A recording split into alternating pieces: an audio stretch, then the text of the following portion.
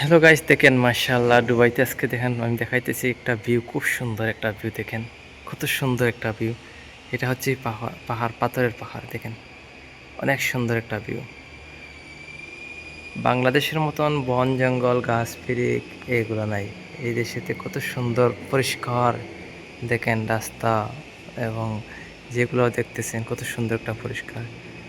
এই যে দেখতেছেন খেজুর গাছ আইন যেগুলা, এগুলা কিন্তু পাহাড় না, এগুলা নিচে পাহাড়ের নিচে খেজুর গাছ আইন, খেজুরের বাগান করছে এগুলো। দেখেন কত সুন্দর ভিউ, মাশাআল্লাহ। আল্লাহর কি রহমত। দেখেন বাংলাদেশে একটা পাহাড়ে বন জঙ্গল কত কিছু, এই দেশে শুধু পাথরের পাহাড়। হয়তো এই পাহাড়ের কোনো একটা ইতিহাস আছে, ঠিক আছে নি, হয়তো এটা যদি আপনারা অবশ্যই ভিডিওতে কমেন্ট করেন, আমি তদন্ত করে জানাবো যে এটা কীরকম, কেন পাহাড় পাথরের পাহাড় হলো এবং কীরকম হলো, সব কিছু তুলে ধরবো ইনশাআল্লাহ। আর ভালো ভালো ভিডিও পেতে অবশ্যই আমাদের চ্যানেলে সাবস্ক্রাইব করে, ভিডিওতে লাইক করে, কমেন্ট করে যাবেন। ভালো লাগলে শেয়ার করে আপনার আইডিতে রাখতে পারেন।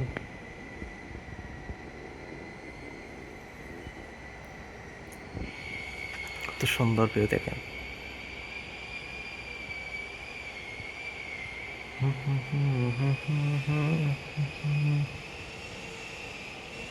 আপনারা সাথে থাকেন, চলেন পাহাড়ের পাশে যাই, গিয়ে দেখাইতেছি আপনাদেরকে কিভাবে পাথর, কিভাবে কত বড় পাথর সব করে তুলে ধরতেছি।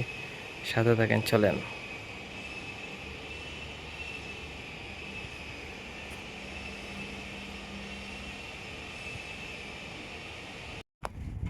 হ্যালো গাইস, দেখেন কত সুন্দর দুবাই রাস্তার মাঝে ফুল লাগাই রাখছে। দেখেন রাস্তার সাইডে এগুলো কিন্তু পার্ক করে দিবে, পার্ক করে তারপরে মানে একটা পার্কের মতন আগে খুব সুন্দর করে সিস্টেম দিবে। আমি আপনাদেরকে দেখাইতেছি, দেখেন কত সুন্দরভাবে। আচ্ছা চলুন আমরা পাহাড়ের সাইডে যাই, এখন দেখবো পাহাড়ের সাইডে গিয়ে মানে আপনাদেরকে আমি পুরো ভিডিওটা দেখাই দিন চেষ্টা করব ক্লিয়ারভাবে, যে কীভাবে এটা মানে পাথরগুলা কীভাবে পাহাড়, পাথরের পাহাড়।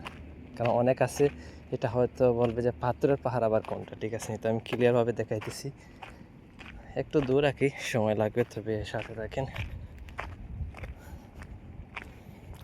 ভিডিওতে লাইক কমেন্ট করতে বলবেন না।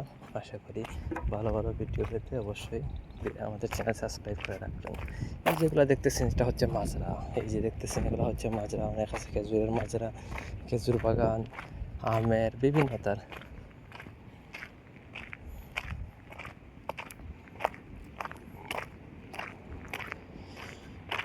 অনেক প্রচুর রোদ বাইরে, এত বাইরে বাংলাদেশের ঠান্ডা, কিন্তু এদেশের ঠান্ডা শুধু সকালে হয়তো 1 ঘন্টা বা 2 ঘন্টা দিবে, কিন্তু তারপর আবার গরম।